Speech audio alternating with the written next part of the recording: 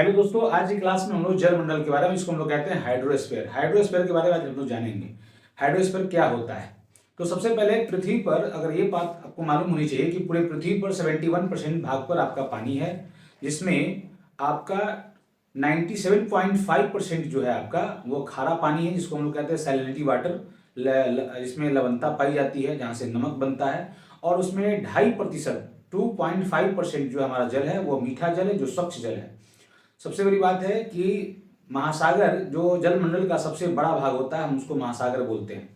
जैसा कि बोर्ड पर हमने लिखा भी है, देखेंगे यहाँ पर कि महासागरीय जल, जो महासागरीय जल होते हैं उसके दो प्रॉपर्टीज होते हैं, दो गुण होते हैं, जिसमें तापमान और लवणता, ये दोनों उसका महत्वपूर्ण गुण है, ये दोनों उसमें पाया जाता है। अगर बात करेंगे तो समुद्र की औसत लवणता जो है वह 35.5 प्रति 1000 लीटर में होती है। यानी 1000 लीटर अगर पानी का हम यूज करते हैं समुद्री वाटर का, उसमें 35 आपका केजी के आसपास या 35 पॉइंट प्रति, यानी उसमें 35.5 प्रति क्या कहते हैं आपका नमक तैयार होगा बन करके। दोस्तों आगे का पॉइंट हम लोग समझेंगे। सबसे क्वेश्चन भी आता है कि दुनिया का सबसे नमकीन जल कहाँ पाया जाता है। तो यह अगर बात करेंगे तो सबसे अधिक लवणता वाला तुर्की में एक बान झील है, जहां पर 338% वहां का जल जो है वो उसमें लवणता पाई जाती है। नेक्स्ट पॉइंट में हम समझेंगे, इसमें लिखा हुआ है कि समलवण रेखा क्या कहलाती है। तो समलवण रेखा जो होती है कि समान खारेपन पानी वाले जो क्षेत्र हैं, समान खारेपन पानी वाले जो क्षेत्र हैं, उन क्षेत्रों को ग्लोब पर अगर मिलाकर की जो लाइन खींची जाती है उसको हम लोग कहते हैं समलवण रेखा, है ना। उसके बाद समुद्र किसको कहता है। समुद्र और सागर दोनों एक ही चीज है।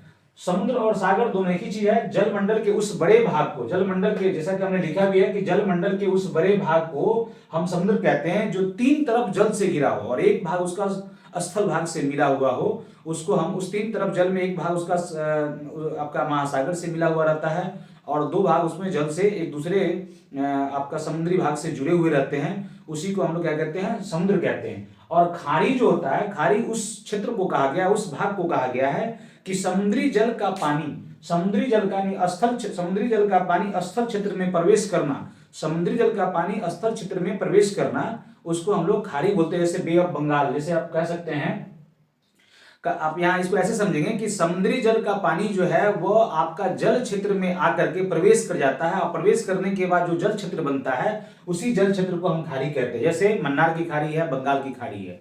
अगर बात करें, एक नोट याद रखेंगे, बराबर एग्जामिनेशन में पूछा भी जाता है कि महासागर की जो धरातलीय क्या कहते हैं आपका औसत तापमान जो है वो आपका 27 डिग्री सेल्सियस के आसपास है, 27 डिग्री सेल्सियस होता है।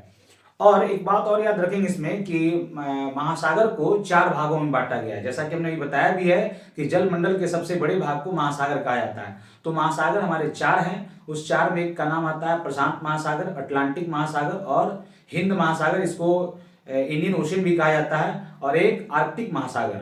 ये चार महासागर है। चार महासागर में जो सबसे बड़ा महासागर है हमारा वो प्रशांत महासागर है।